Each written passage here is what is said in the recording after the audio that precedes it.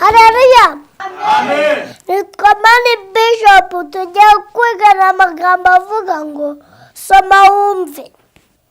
Hariho abana uzana ejo ugiye ku kazi basoma bakumvira bishye ndetse bakayicira ndetse bagahita biborosa kugira ngo idakomeza kubacyaririra.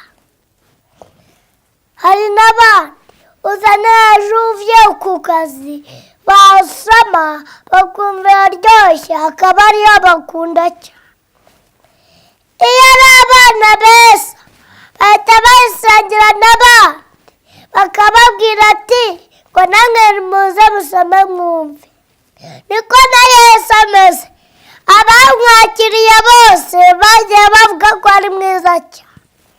Abamaze kumwakira bahinduka inshuti ze ndetse bakagira umunezero mwinshi cyane.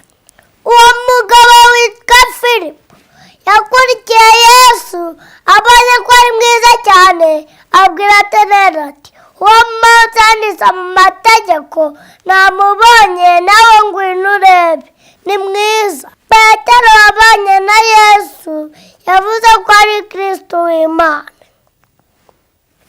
Mbese wishimiye kubwira abandi ibya Yesu? Icishe bugufi maze dusenge.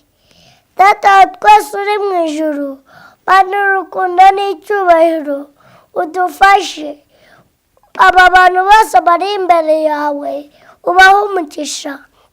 Abapfuye uzabazure, abarwaye uzabakize, abazimiye uzababone. Ubwami bwo mu ijuru ni ubwawe, mu izina rya Yesu, amen.